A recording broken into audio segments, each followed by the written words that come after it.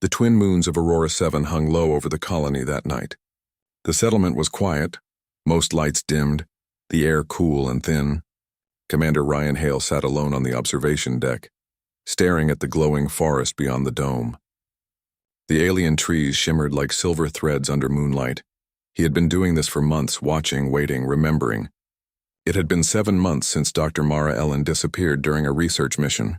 Her small hovercraft was found broken near the edge of the Viren forest, but she was gone. The storms there could twist magnetic signals and bend radar. Everyone had accepted she was lost. Everyone except Ryan. He often kept her old communicator near him, replaying her last message, a faint recording filled with static and wind. "Don't stop talking to me. It helps me stay me." No one ever understood what that meant, but Ryan never deleted it. That night, as he sat watching the sky, a soft alarm blinked on his wrist console. It was a movement alert. Someone was approaching the outer dome from the direction of the forest. He frowned, stood up, and checked the monitor. A figure was walking toward the airlock, slow, steady, alone. The system recognized the body signature and flashed a name he hadn't seen in months. Dr. Mara Ellen, ID confirmed. Ryan froze. For a moment, he thought it was a glitch, but the airlock lights turned green. The door opened and a woman stepped through. Her hair was tangled, her suit worn, her boots covered with silver dust. But it was her. She looked up. "Ryan," she said softly. He felt his chest tighten. "Mara, is that really you?" She smiled faintly, though her eyes looked distant, almost glowing in the low light. "Yes, I came back late. I couldn't sleep without hearing your voice." Ryan didn't know what to say. He walked closer slowly, afraid she might vanish if he moved too fast. "We thought you were gone. How did you survive out there?" "I don't know," she whispered. "I walked, and the forest watched me. I heard things, but I kept thinking about the colony, about your voice on the comm logs. It helped me find the way." He led her to the medical bay. The lights hummed softly as scanners passed over her. Her body was perfectly healthy, no infection, no wounds. Even her oxygen levels were better than normal. But one thing confused the medical AI. Her neural frequency pattern had changed. There were faint, non-human signals mixed with her brain activity, almost like echoes. Ryan looked at the results. "This doesn't make sense. You're fine physically, but your neural map, it's different." Mara smiled slightly. "Maybe I changed." The forest was strange. Strange how? She shook her head. "It's hard to explain. The silence there was heavy, like it could erase you if you stayed quiet too long. I started talking to myself, then to the air, then to you in my mind. Maybe something listened." Ryan didn't like the sound of that, but he could see she was tired, so he stopped pressing questions. The next morning, the colony buzzed with news of her return. People gathered near the med bay windows to catch a glimpse.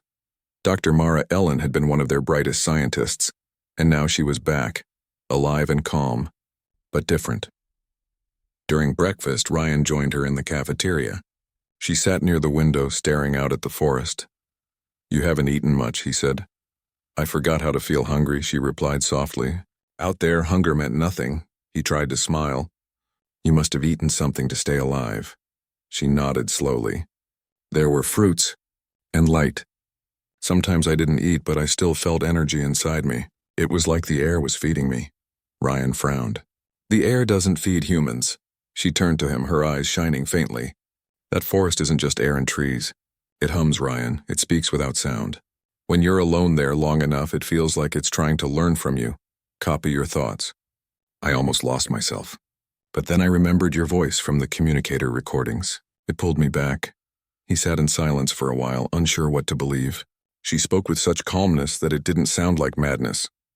It sounded like truth, soft and frightening at once. Later that day, Ryan visited the colony archive and opened her old communicator logs. The last one she had sent, before vanishing, wasn't a normal transmission. The file looked corrupted, full of symbols and pulses instead of words. He ran an audio filter to isolate her voice. Through the static, he heard faint whispering. "Don't stop talking to me. It helps me stay me." Then a second voice overlapped. Thin, alien, almost like her echo. It repeated the same words, but slower. Ryan felt a chill run down his spine.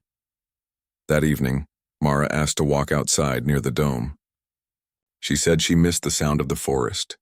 Ryan went with her, even though it wasn't standard protocol to open the outer gates without reason. As they stood on the rocky ground, the twin moons painted silver paths over the alien trees. The air was still. "It's beautiful," Mara whispered. "Yes," Ryan replied, glancing at her. "But dangerous," she smiled faintly. "Everything beautiful is dangerous in some way." They stood in silence for a while. Then Ryan asked softly, "Do you remember everything from before you vanished?" She took a long breath. "Not everything. I remember the storm. The lightning didn't come from the sky, it came from the ground. I felt something touch my mind. Not a voice, not a creature. More like awareness. It wanted to understand me." "What do you mean, understand?" It asked questions without words. I felt them. It wanted to know what it means to be human. To sleep, to dream, to miss someone. Ryan looked at her, unsure if she was imagining it or describing something beyond his understanding. "When I tried to answer," she continued, "it started taking pieces of me. Memories, thoughts. I realized if I let it continue, I'd disappear completely. So I held on to one thing, the sound of your voice. I kept replaying your messages in my head. That sound became a light in the dark. That's how I found my way back." Ryan's throat felt dry. "You said earlier you couldn't sleep without hearing my voice." "What did you mean?" She smiled sadly. "Because your voice reminds me I'm still human." Later that night, after escorting her back to her quarters, Ryan couldn't rest. He sat alone in the control room, replaying her words over and over. The logs, the strange voice, the neural scans, it all connected somehow. He tried to contact Earth for deeper analysis, but the system refused to send the file. Every time he uploaded the audio, the signal broke down. When he looked at the waveform, he noticed something strange. It pulsed in rhythm with Mara's heartbeat recorded earlier, almost as if the recording and she were connected by more than memory. He sighed, rubbing his face. Maybe she was traumatized. Maybe the forest had affected her biologically. But something deep inside him whispered that this was bigger than that. Something else had touched her. Something that wanted to understand humanity. Before leaving the control room, he looked out again at the glowing forest. The wind shimmered through the silver leaves, and for a second, he thought he heard faint whispers carried through the air. Soft, echoing, and almost familiar. He leaned closer to the glass, his heart beating fast. "Ryan." The whisper was gentle, calm, unmistakably her voice coming from the forest. He stood frozen, staring into the shadows. Mara was sleeping inside the colony, yet her voice echoed from miles away, carried by something unseen. The lights flickered for a brief moment, then steadied. The whisper stopped. Ryan swallowed hard and whispered back, "Mara?" No answer. Only silence and the sound of the alien wind brushing against the dome. He turned off the lights, but sleep didn't come easily that night. Because deep down he felt it, the sense that Mara's return was only the beginning. Morning light filtered through the colony dome, soft and pale. Commander Ryan Hale hadn't slept. He sat in the control room, staring at the forest map. Every few minutes, small flickers of energy appeared and disappeared among the trees. Tiny electrical pulses that didn't belong to any known species or machine. They looked alive. Behind him, the door opened quietly. Dr. Mara Ellen stepped in. She was wearing a simple white uniform now, her hair tied back neatly. She looked calm, but her eyes had that same quiet glow from the night before. "You didn't sleep," she said softly. Ryan gave a tired smile. "Neither did you." "I don't need much sleep anymore," she replied. He turned to face her fully. "Mara, there's something I need to ask. Last night I heard your voice. Not in my head, in the air outside the dome. It came from the forest." Mara looked down at her hands, silent for a moment. Then it started. "What started?" "The echo," she said. Ryan frowned. "Explain it to me, please." She took a deep breath and walked to the window. The morning sun turned the alien leaves into silver fire. "When I was lost in the forest, I found something, a structure. It wasn't built like human buildings. It was grown, like crystal and light mixed together. It sang. It sang? Yes, not with sound, but with thought. It spoke in frequencies, feelings, and memories. It asked me questions, not in words, but directly in my mind." "What kind of questions?" She turned toward him slowly. "It wanted to understand what I was. Not my name, not my science, me. It asked what it means to dream, to love, to feel lonely. Ryan crossed his arms, unsure what to say. So it's intelligent? More than that, she said quietly. It doesn't live like us. It exists in patterns. It doesn't have a body, but it can touch minds through resonance. It copied parts of me, to learn. Ryan stepped closer. You mean it read your thoughts? Mara nodded. And I think it left something behind. He looked at her sharply. That's why your scans showed strange signals. Yes, she whispered. It's not harmful. It's curious, but it doesn't know the difference between learning and taking. At some point, I realized it was trying to replace me with what it had learned. I started losing memories, faces, sounds, words. I was disappearing. Ryan's throat tightened. How did you stop it? She looked at him, her eyes soft. By remembering you. Your voice. I had recordings of your messages. I played them again and again until I could feel them inside me. It reminded me who I was. That's how I broke free. He stood silently for a long moment, staring at her. You mean to say, your memory of me stopped it from erasing you? She nodded. It didn't understand emotions. It didn't know what love, friendship, or connection meant. Those things don't exist in its world. My feelings confused it.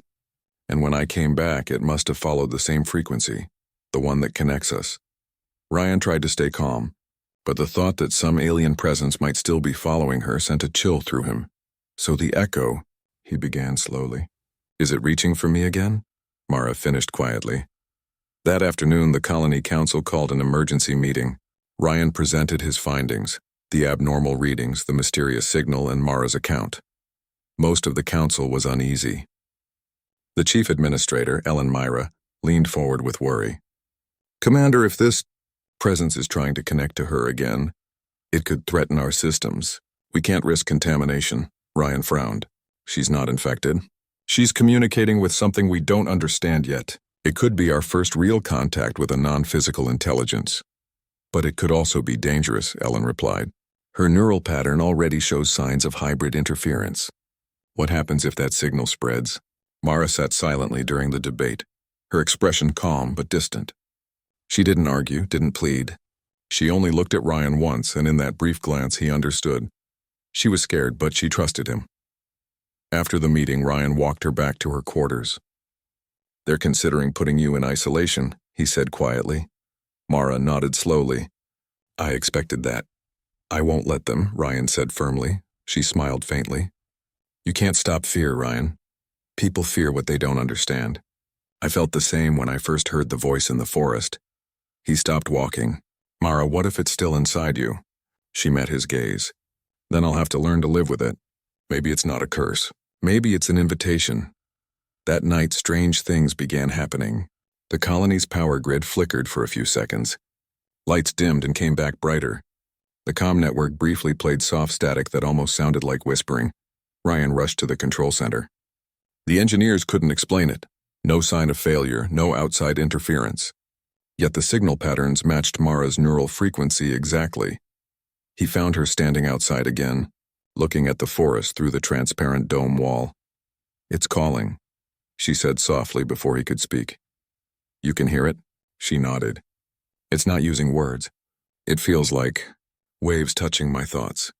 It misses something. It wants to understand. What does it want from you? To come closer. To connect again. Ryan's voice was low but firm. That's not happening. She turned to him, her eyes full of sadness. Ryan, I think it's lonely. He blinked. Lonely? Yes, she said. When it reached me in the forest, I felt its confusion. It has existed for thousands of years, surrounded by silence. It thought silence was normal until it touched a human mind. Then it learned what emotion feels like. Now it can't forget. Ryan rubbed his face. So it's calling you because it wants to feel again? Maybe, she whispered. It doesn't understand the cost. He stepped closer, lowering his voice. Mara, if it connects again, you could lose yourself. You said it almost erased you. I know, she said quietly. But maybe this is why I came back. Maybe I'm supposed to be the bridge, Ryan shook his head. No, you came back because you're human. You fought it once, you can fight it again. You don't owe it anything. She looked at him for a long time. I owe it understanding, she said finally. It's what we do, Ryan. We explore, we learn. Even when it scares us. He didn't have an answer.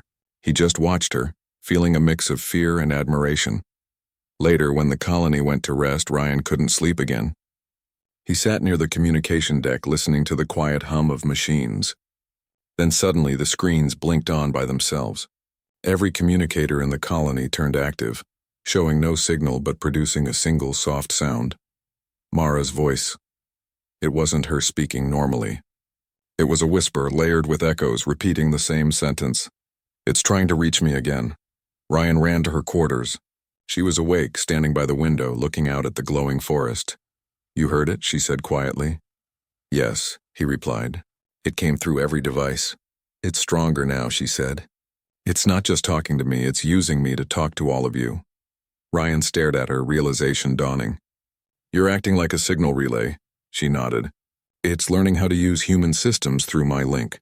Can you stop it?" She hesitated. "I can try." She closed her eyes, her breathing steady. The lights flickered again and a low tone filled the air.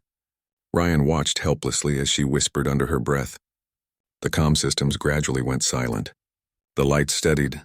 "It's gone," she said softly. "For now?" "For now," she repeated. Ryan exhaled slowly. "Mara, you can't keep doing this. Whatever it is, it's getting stronger. We need to find a way to break the connection permanently." She shook her head. "I don't think it can be broken. The link was made through thought and feeling. It's not just technology, it's something deeper." He sighed, frustration in his voice. "Then what do we do?" She looked up at him, her expression peaceful yet sad. "We teach it what it means to be human, before it teaches us what it means to be it." Ryan stared at her in silence. She seemed so calm, as if she already knew the path ahead. Outside the dome, the forest shimmered with soft waves of light, pulsing slowly like a heartbeat. The colony sensors picked up rhythmic patterns coming from deep within, the same frequency as Mara's. Ryan turned off the control screens and whispered, almost to himself, "Whatever you are, stay away from her." But deep down, he already knew the truth. It wasn't going to stay away. It wanted her, and through her, it wanted to understand all of humanity. The colony of Aurora 7 slept uneasily that night. Even through the sealed dome, faint vibrations ran across the floor, rhythmic, gentle, but persistent. Commander Ryan Hale and Dr. Mara Ellen stood together in the observation deck, watching the silver forest sway under the twin moons. "The pulse is stronger tonight," Ryan said quietly. "It's reaching further into the colony." Mara nodded. "It's learning. It wants more. It's not malicious, just curious. But if it doesn't understand boundaries, it could overwhelm us." Ryan rubbed his face. "We can't let it touch the systems again. Not after last time." She looked at him, calm but determined. "Maybe it's not about fighting. Maybe it's about teaching." As the first lights of evening fell, the alien pulses began again.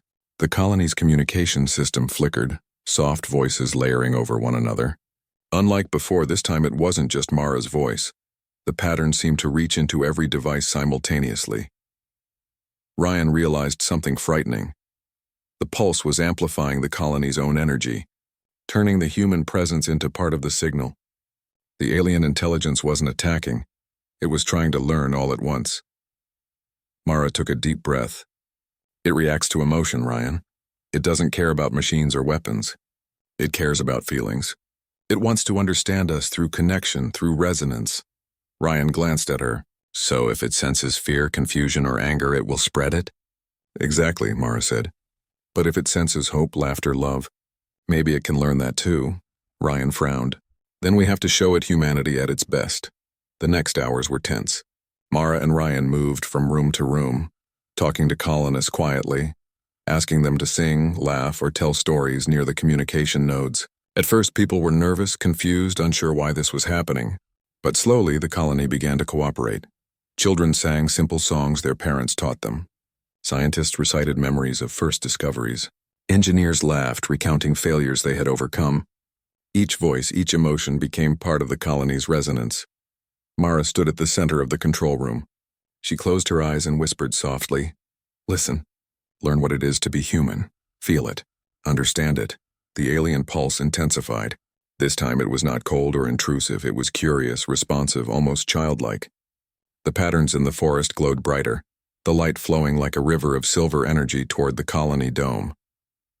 Ryan stayed close to her, holding a small hand console she used to track the frequencies. Every now and then he repeated her words softly, helping her maintain focus. It's okay. You are human. You are not alone. The colony joined in, their voices blending into a single symphony. The alien presence pulsed in response, slowly calming, shifting, and absorbing the emotions without taking them. Hours passed, and the air shimmered with a faint silver glow. Then at last the pulse slowed. The light stabilized. The monitors, which had flickered and pulsed uncontrollably, returned to normal. Mara opened her eyes, blinking. She looked around at the colony, at Ryan standing beside her, and let out a long sigh. It's gone, Ryan whispered. For now, Mara said quietly. It hurt us. Every voice, every memory, every laugh, every tear. It understands now, at least a little. Ryan put a hand on her shoulder. You were amazing. You carried the weight of this entire colony and you guided them, all through. Your voice, she smiled faintly. Not my voice alone, ours, all of us. That's what it needed, human connection. That's what makes us strong. Ryan looked at her, pride and relief mixing in his chest. I think it's gone for good. Mara tilted her head. It will always exist. But now it knows something humans know. Connection, compassion, and love can guide even the unknown. The next morning, the colony held a quiet celebration. It wasn't loud or chaotic, no parades, no ceremonies. Just humans smiling, sharing meals, and quietly recounting stories from the night before. Every face in the colony reflected relief and wonder. Ryan walked with Mara through the corridors. She moved with a calm grace, more herself than she had been in months. You were incredible, he said softly. I never doubted you could survive the forest, but this was beyond survival. You brought them back, Mara smiled. I didn't do it alone.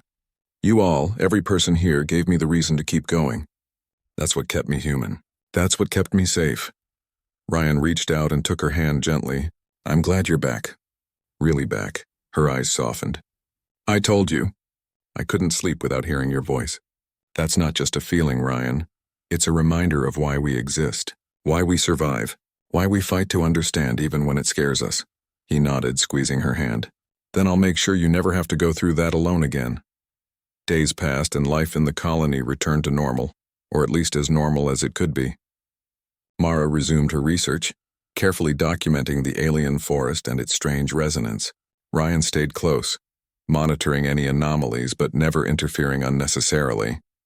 The alien presence never returned in full force. Occasionally, soft pulses would ripple through the forest, distant and faint like a heartbeat. Mara would pause and listen, smiling gently. Do you think it remembers us?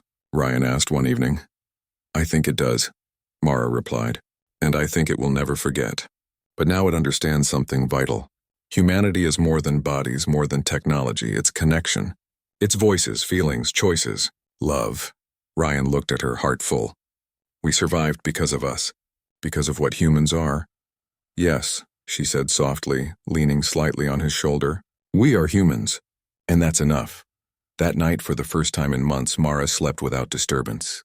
Ryan sat outside the dome, listening to the soft hum of the forest. It was peaceful.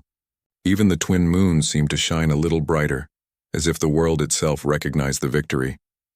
He whispered softly, almost to himself. You're safe. You're home. Inside, Mara stirred, smiled, and murmured in her sleep. I can't sleep without hearing your voice. Ryan smiled, knowing that this simple truth, human voice, human connection, had saved not just her but the colony, and perhaps even the alien intelligence that sought to understand. The universe was vast, strange, and sometimes frightening. But humanity, he realized, had something that no alien pattern could ever replicate: the ability to care, to connect, to love, and that made humans truly extraordinary.